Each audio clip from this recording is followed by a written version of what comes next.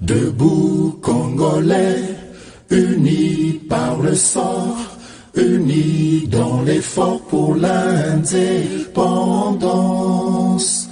Dressons nos fronts, longtemps courbés, et pour de bon, prenons le plus bel élan dans la paix. Bonjour et bienvenue à Tindika Télévision. Merci pour la confiance na bino ndenge bomesana kopesa biso lokola na momesano. Merci pour la fidélité na bino na chaîne O Tindika Télévision.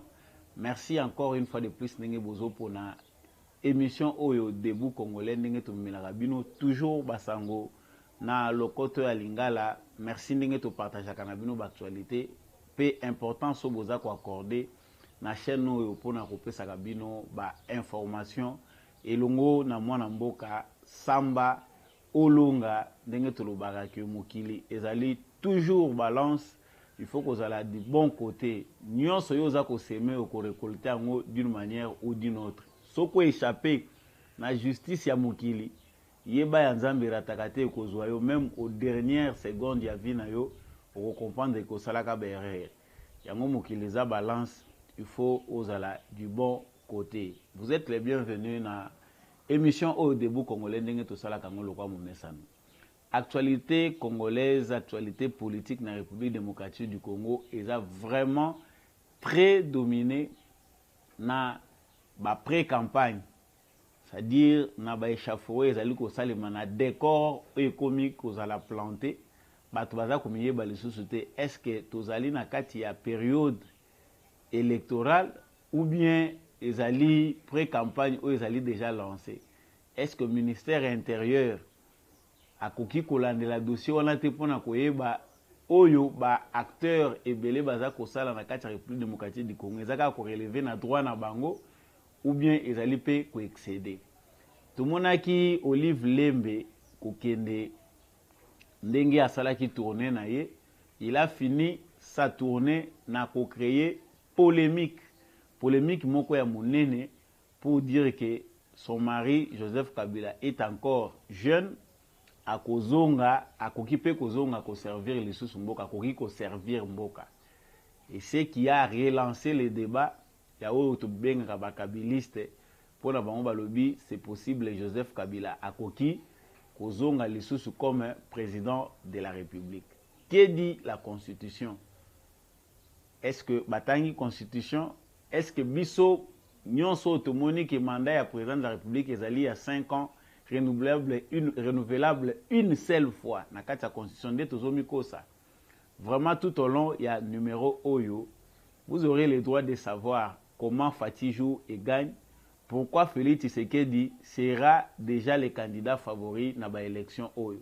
Tokomona ba tout ezanini o Félix Tshisekedi aza ko disposer et comment aza na kati ya ko épuiser ba adversaire na ye politique par rapport ya agitation na bango na ba ressources au bango battu en place pour na mener à bien au ezali plan na bango.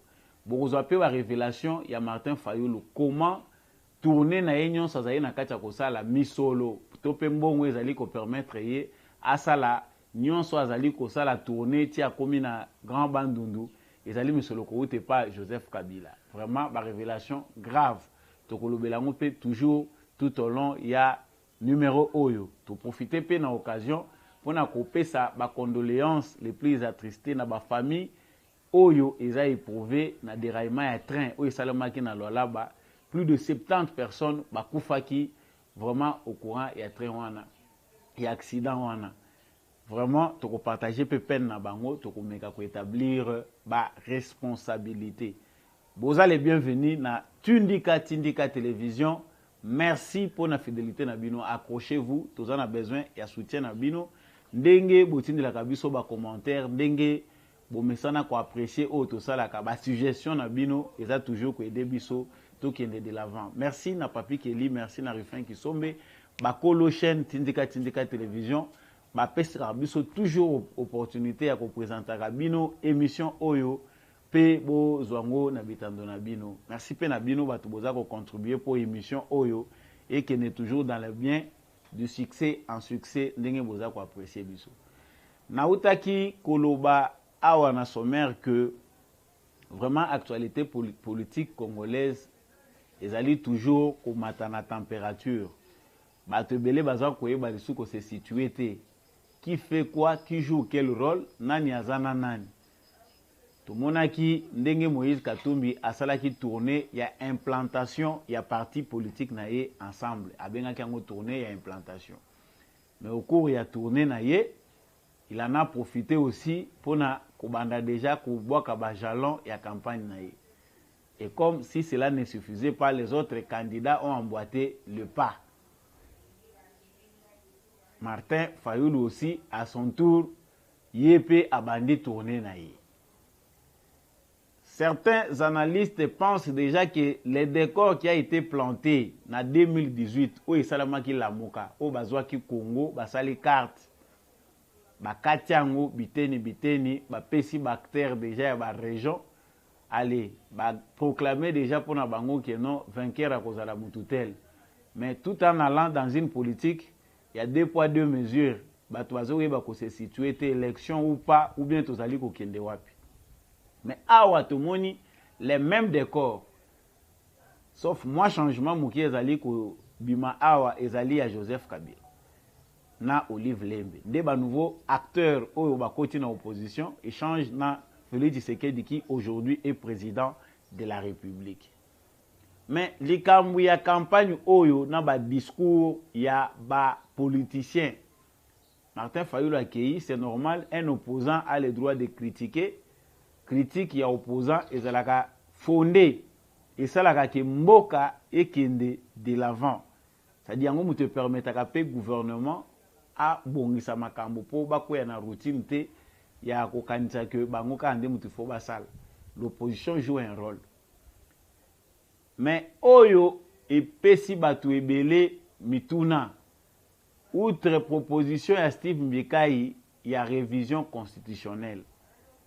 Kota la baloi nini esengeli ko revisiter na constitution na biso. Les autres ont parlé d'un changement à la constitution. Tant que tu changer la constitution, makambo nini ya minene esengeli to sal.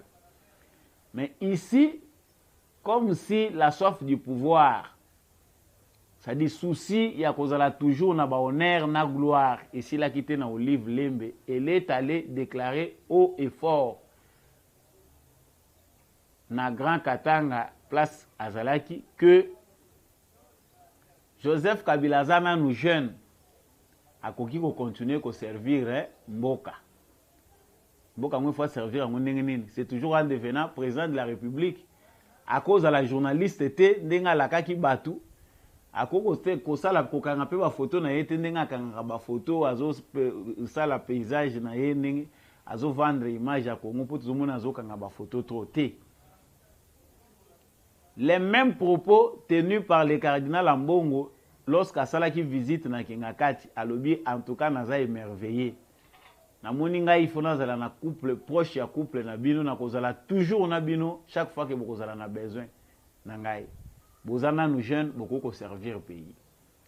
Ces propos qui ont tout dit, parce qu'il n'y a pas 2 mois que le cardinal avait tenu ces propos.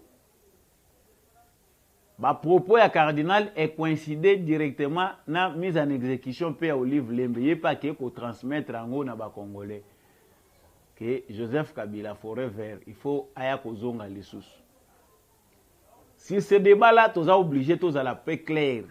La constitution congolaise, comme toutes les autres constitutions, est répétée car en termes de démocratie, et comme presque populaire dans toutes les démocraties, le mandat du président de la République est de 5 ans, renouvelable une seule fois. Même où il a 7 ans, c'est toujours renouvelable une seule fois. Oyo, ba mesana ko changer la constitution pour na ko linga ko matsabanini. C'est dans l'air ndenge basalaka na ba pays na bango na ba conditions basalaka. Mais ce qui est grave ici ezali que aliénation mentale. Vous excusez to benga ndenge wana. Ezo pousser batu oyo bazalaki déjà très habitués na ba gain injuste na mbongo moyibi, mbongo lokoso ya makila ba congolais ba créer ba théorie ya kwambrouiller nango opinion publique congolaise.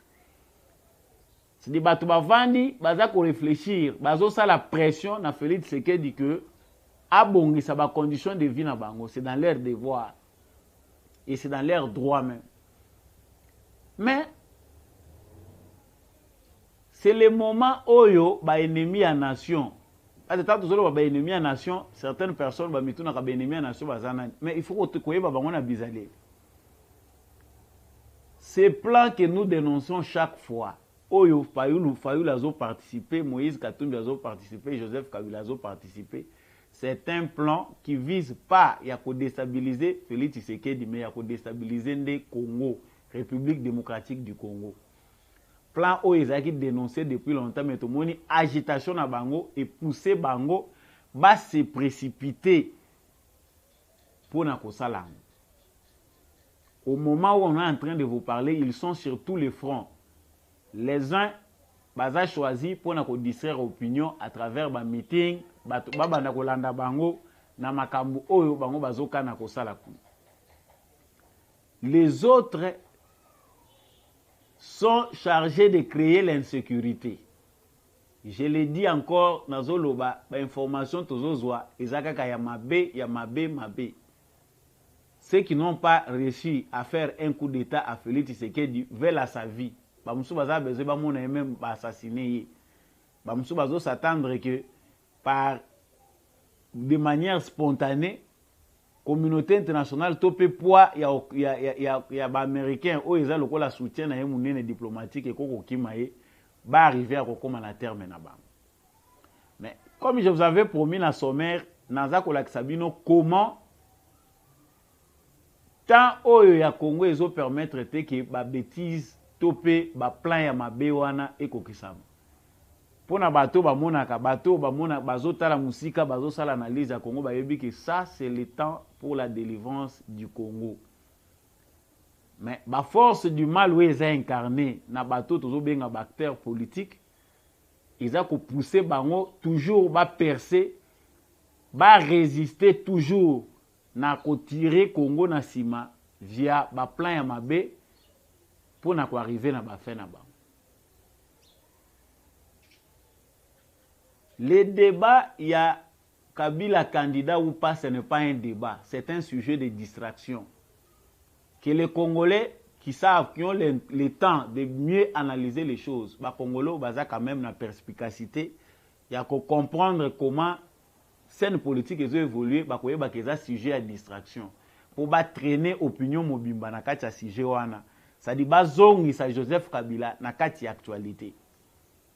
Ce n'est pas un sujet qui devait avoir lieu parce que la Constitution est claire là-dessus. Mais Olive Lembe maintenant a chargé la mission parce que Kabila ne peut pas le faire. Abatamina na carapace, il y a sénateur à vie, tout ce qu'il est en train de faire. Mais Atindi Siko au mois sinaye, babanda déjà qu'on mobiliser. Souvenez-vous, Nazolo Bango pe na continue Kolobango, partout où Olive Lembe passe, insécurité ya Kolanda wana. Comme du temps, il y a Joseph Kabila, tant qu'on a cautionné, ce qu'il y a leki insécurité. Le plan Bazanango ya Munene, Ezakaka na front mon côté, ils sont sur plusieurs fronts. Bazana front médiatique, Bazana fond, il y a ma campagne na bango sensibilisation, ils sont préparés avec leurs moyens en conséquence pour na pour fragiliser l'action à Félix Tshisekedi pour na ko diaboliser, c'est du connu. Mais oyo nango na yeli lo ezali pour na ko rassurer bato peut-être baza ko poussa makanti musika te. Félix Tshisekedi a ce don là inné à ko appuyer ba adversaire na ye. On ne le verra pas venir. Bato baza ko se souvenir bolanda ke mission, je l'ai dit que ça soit Moïse Katumbi, que ça soit Joseph Kabila bayebi qui est difficile et comme presque impossible. Il y a qu'à écarter Félix Tshisekedi du pouvoir par n'importe quelle manière. Un coup d'État pour na bato bandaye ko rêver ango soutien na bango ba kendo lukango na Moscou. Mais ça ne se fera pas au Congo dans contexte autozaboé et aussi mbakaraté. Donc la seule façon pour eux était d'aller démystifier Kolongola Félix Tshisekedi na poche américain pour ba réussir coup na bango. Ce qu'ils ne sont pas arrivés à faire. Ils ont mené une campagne européenne pour convaincre les Américains qui sont sans Tshisekedi. Jusqu'aujourd'hui, la porte est très là pour la bangote. En conclusion, sur le plan diplomatique, Félix Tshisekedi est à 80% verrouillé la porte d'accès à bango. Mais les Andewana. Maintenant, ils reviennent à CAO avec ce plan-là. Mais il y a aussi la campagne. Déjà pré-campagne, Bobandi déjà quoi annoncer, Koto yo Kabila, Bamususu Koto yo Katumbi, tout ce qu'ils sont en train de crier. Mais l'argent se termine. Bobandi déjà avant Boyena l'élection, on te moni en ote, on peut tout ça recensement, on tout ça l'identification, te bino da Bobandi avant gaspillage en bongo. Pour te dire que besoin en bongo est belé. Ceux qui a Kabila na Katumbi ko kokate. Tu veux que la fondation est belée à travers le monde où baza ko soutenir bino pour que Congo est toujours instable et non organisé pour que bango ba continuer ko zo ba intérêt na bango ndenge ba mesana ko zo. On sait qu'il y a des multinationales où baza ko s'adapter té avant au Tshisekedi aye nango. Ba multinationales oyo pour na bango, il faut toujours rester dans la route du statu quo, c'est-à-dire insécurité za la kaka persistante na Congo, ba institution à Congo eko ko bouger te réforme moko sérieuse et salimate, bazala toujours na ba politiciens na bango baza ko tirer. Qui sont ces politiciens là? Ce sont les gens comme Fayulu, bazana ba contact kuna, batroko ba Katumbi. Les gens comme Joseph Kabila avec ba ramification ba réseau nyon sozaki nango bandakala. Ce sont des gens dans le camp de la mafia. Mafia eko se plana bango mingi ba multinational o ba vivaka na ba guerre po ba milliards na bango e mataka chaque jour mutazo recevoir na continent de millions ezo wuta wapi na désordre o eza na kati basé sur l'organisation à ba Congolais. C'est très grave quand on a encore des informations eza ko la kisabiso que Fayulu reçoit directement l'argent de Joseph Kabila. On parle de 150 000, mais ce n'est pas 150 000 $, c'est plus de 150 000 $. L'argent où ils ont chargé, il y a mobiliser les jeunes, il y a équiper les mêmes complots d'hier, ils ont continué.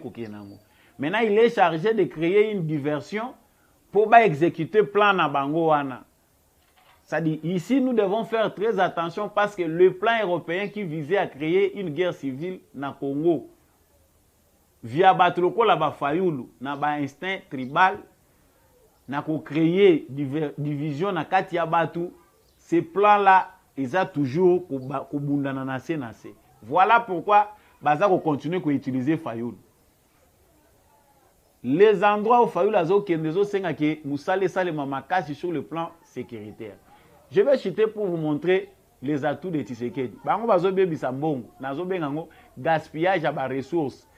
Parce que mbongo babainda ko bebisa sikol, il faut ezala des milliards et des milliards. On peut acheter un groupe de Congolais, beaucoup ko somba ba médias, bo sombi ba politiciens, mais 100 millions de Congolais, voire plus, ils ne sont pas tous achetables. Défaillance na bango ezali que baza ko sala musala na ba volontaire te. Bazo sala batu musala ya ba robot. On vous paye, vous le faites. Lorsqu'il n'y a pas d'argent, au cours travailler comme volontaire te. Parce que ça, les contre volonté na yo, ou ça la ngopo zananzala, musu po azangi musala. Voilà des gens comme ça qui travaillent na synergie à Makambouana, ba yebi de quoi il bazana kati baza capable ya kosala. Mais Félix Tshisekedi a des atouts d'avoir une base idéologique. Batu oyo bakoko défendre Tshisekedi même pas 100 francs. Oh, bayebi vision idéale, bayebi bitumba nini Congo azobunda par rapport à destin na ye ou bien destiné na ye. Ces gens-là n'ont pas besoin d'argent pour servir le Congo. Les gens comme les militants de l'UDPS, les gens comme les sympathisants de l'UDPS, les gens au baza ko comprendre vraie vision à Tshisekedi, au baza da ko saluer ba mesure o ya oza kozwa, eza populiste été. Au ba comprendre que chaque décision que Félix Tshisekedi prend a un caractère durable. Batouana bakozala na besoin te ba mobiliser bango na mbongo pour bango ba soutenir Tshisekedi. L'homme blanc a déjà fait ces calculs là avant biso ba congolais parce que belé ba makasu makanti musika te. Il a déjà compris que la carte qui gagne c'est de Félix Tshisekedi. Mais très attention. Et loko ni ne sengeli bosala na lombango. ezali ya kozala vigilant na ba province na bino. Il y a un plan toujours de créer un désordre na niveau ya ba institution par rapport ya ba vote na niveau provincial, na niveau ya ba député. Et là encore, on ne saute pas parce qu'il y a des choses qu'on ne peut pas communiquer pour ne pas donner des stratégies na bateau baza ko sala musala ya mbongo. Mais sachez-le que ndenge bango baza ko s'épuiser, la réponse de Tshisekedi tarde, mais et commettre bango KO. Pourquoi? Parce que avec Félix Tshisekedi au pouvoir, les élections ne vont pas se dérouler à la manière où bango balinga ki salima. Leur premier échec est à ce niveau-là. Les élections aussi, et que ça les mal soutient à cacophonie, à désordre, on va identifier les Congolais, on va recenser les Congolais. L'assurance des élections en 2023, ils ont provocation. Quand on bango bazo meka, pour nous palper partout, bazo kendene Fayulu qui est en Boujimaï, il va faire tourner Congo Mobimba avec l'argent qu'on lui a donné. Quand on bango bazo sala, ils ont un plan P, ils ont un cas à causer la bango. Voilà pourquoi je vous dis que le candidat Félix Tshisekedi est favori. Que ceux qui s'hazardent de Bazako se laisser traîner au moni, inquiétude des ébélés. L'UDPS fait quoi, Félix Tshisekedi? Non, l'UDPS a des atouts qu'aucun parti politique n'a au Congo. Il y a Moutoualamou qui bana tongo à l'été, il est en train de se rechercher pour sa vie, mais si quand on a azoté quartier drapeau na eufélé, parti UDPS est yébiété. L'UDPS a des atouts de mobiliser les gens sans aucun sou. Aucun parti politique ne peut faire ça. Donc il faut vraiment, s'il faut des milliards, il faut des milliards et des milliards pour arriver à mener une campagne locale où l'UDPS a Kosala. L'avantage aussi d'être au pouvoir pour Félix Tshisekedi est un atout important. Moutou a comme un pouvoir, a comme une longueur d'avance. Vous avez bien vu que Joseph Kabila n'était pas si intelligent. Vous avez bien vu que Joseph Kabila a s'entouré Mayele. Joseph Kabila, grâce au pouvoir, a nyokoli l'opposition Tamoulaï. Tiens, que ça, à 18 ans, personne ne lui avait donné cette chance-là au début. Mais parce que les pouvoirs, ils ont une longueur d'avance où ils peuvent s'accorder aux dirigeants. Et on ne peut pas vous dire que Félix Tshisekedi n'a mené Toyo, Azali, Nabatouana. Je chute avec ce numéro, point Oyo Tulobaki A Mounene, Yamakambo Itali, déraillement et train où Salami na Lualaba. Batouaza Komituna qui la faute, parce que toujours qu'il n'y a cas des morts et des morts. Mais sachez que rien n'a été prévu. Matata Pogno Azagi, Premier ministre Moïse Katumbi, gouverneur na Katanga. Tant bazo somba, ba train, ba mitou à train, na ba nini, où est balana nangote, pour na SNSS.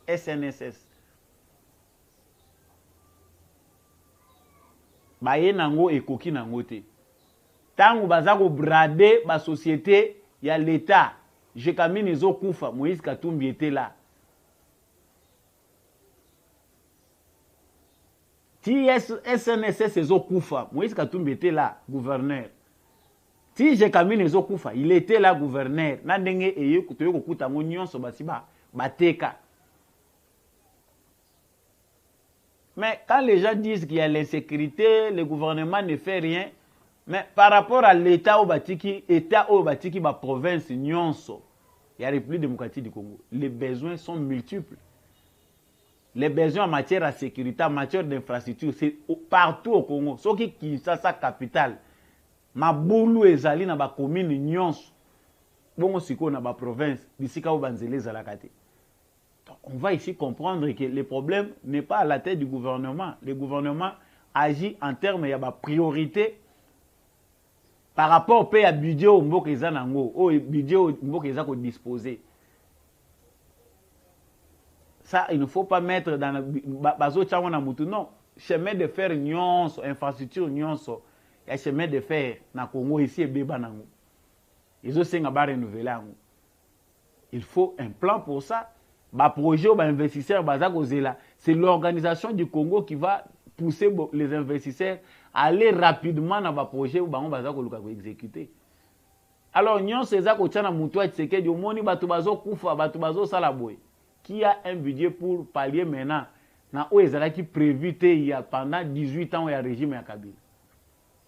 C'est par là que je souhaite terminer ce numéro. Ce qu'on l'a dit, on peut s'inquiéter le sous-souté. Félix Tshisekedi, c'est la carte qui joue et gagne. Pour les Congolais qui auront compris, ne vous épuisez pas dans le bateau, bazo gaspiller bon na bino. Et le bas bateau mayele, bozo mbongo, ce qu'on a faible, il y a na yombongo wana. Parce que pour nous autres, to liam mbongo, il y a makilate. Mais ceux qui ont monique ko liam mbongo wana, mais bongisa venir ya bana na yo, kokende kozwa suba farceur te na ba robot politicien oyo bakatumbi baza ko fabriquer na ba fayulu pour un plan qui est bien connu. Merci nenge bolandaki numéro oyo nakanisi tozokutana na ba heure ezoko ya na ba jour ezako ya liboso pour un prochain numéro.